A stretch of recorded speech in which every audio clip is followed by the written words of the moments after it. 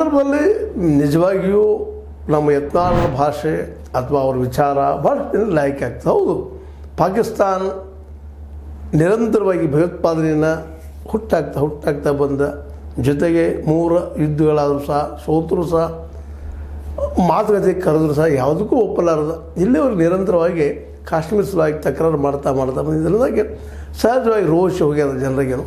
ಇಂಥ ಸಂದರ್ಭದಲ್ಲೇ ನಮ್ಮ ಯತ್ನಾಳರು ಬಹಳ ಜಾಣ್ಮೆಯಿಂದ ಇದನ್ನು ಉಪಯೋಗ ಮಾಡಿಕೊಂಡು ಅದನ್ನು ಏನಪ್ಪ ಅಂದ್ರೆ ಸಿದ್ದರಾಮಯ್ಯನವ್ರ ಮೇಲೆ ಅಟ್ಯಾಕ್ ಮಾಡ್ತಾ ಇದ್ದಾರೆ. ಸಿದ್ದರಾಮಯ್ಯರಿಗೆ ಇದು ವೈರಲ್ ಆದ ತಕ್ಷಣ ಏನಪ್ಪ ಅಂತಂದ್ರೆ ಅವ್ರಿಗೂ ಜ್ಞಾನದವೇ ಇದೆ. ಹೌದಪ್ಪ, ಏನೋ ಇಲ್ಲಿ ನಾನು ತಪ್ಪು ಮಾತಾಡಿದ್ನೇನು ಅಂತೇಳಿ.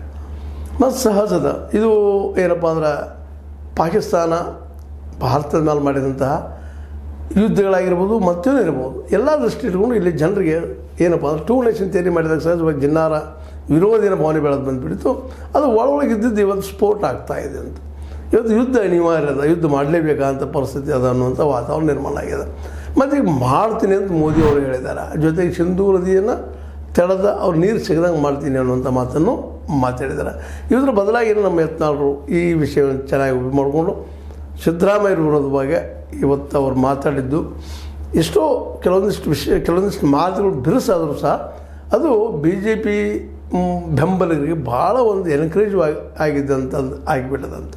ಹೀಗಾಗಿ ಯತ್ನಾಳರು ವಿಶೇಷವಾಗಿ ಸಿದ್ದರಾಮಯ್ಯರನ್ನ ಮತ್ತು DK ಶಿವನ ಜೊತೆಗೆ ಕಾಂಗ್ರೆಸ್ಸನ್ನು ಈ ರೀತಿಯಾಗಿ ಟೀಕೆ ಮಾಡಿದ ನೆಲೆಯಲ್ಲಿ ರಾಜ್ಯದಲ್ಲಿ ಒಮ್ಮೆಲೆ ಪ್ರಚಾರಕ್ಕೆ ಮತ್ತೊಮ್ಮೆ ಬಂದಂಗೆ ಆಗಿಬಿಟ್ಟದೆ ಇವತ್ತು. ಇನ್ನೊಂದು ಇಲ್ಲೇ ಗಮನಿಸಬೇಕಾದ್ದೇನಪ್ಪ ಅಂದರೆ ಯಡಿಯೂರಪ್ಪ ಆಗಿರ್ಬೋದು, ವಿಜೇಂದ್ರವರು ಆಗಿರ್ಬೋದು, ಈ ಸಂದರ್ಭವನ್ನು ಸರಿಯಾಗಿ ಉಪಯೋಗ ಮಾಡಬೇಕಾಗಿತ್ತೇನೋ ಅವ್ರು ಮಾಡಿಕೊಳ್ಳಲಿಲ್ಲ.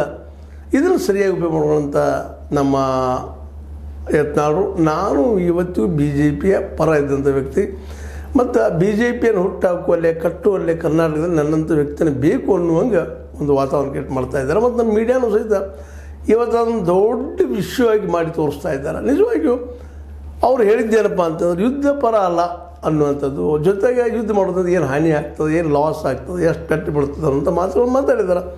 ಅವ್ರ ನಾವು ವಿಮರ್ಶೆ ಮಾಡಬೇಕು ವಿನಃ ಅದು ಇಟ್ಕೊಂಡು ಇಲ್ಲ ಇದು ಮುಸಲ್ಮಾನ್ ಪ್ರೇರಿತಂಥವ್ರು, ಮುಸಲ್ಮಾನ್ ಬೇಕಂತವ್ರು ಅಪೀಸ್ಮೆಂಟ್ ಮಾಡ್ತಾರೆ, ಹಾಗೆ ಮಾಡಲಿ ಟೀಕಾ ಮಾಡಿರಿ, ಇದನ್ನು ಆ ಸಂದರ್ಭಕ್ಕೆ ಉಪಯೋಗ ಮಾಡೋದು ಸರಿನಾ ಅನ್ನುವಂಥ ಮಾತನ್ನು. ಯಾಕಂದ್ರೆ ಈ ಒಂದು ಸಂದರ್ಭದಲ್ಲಿ ನಾವು ಇನ್ನೊಂದಿಷ್ಟು ಗಮನಿಸಬೇಕಾಗಿದೆ, ಈ ಮಾತನ್ನು ಅನಿವಾರ್ಯವಾಗಿ ಮಾತಾಡಬೇಕಾಗಿದೆ.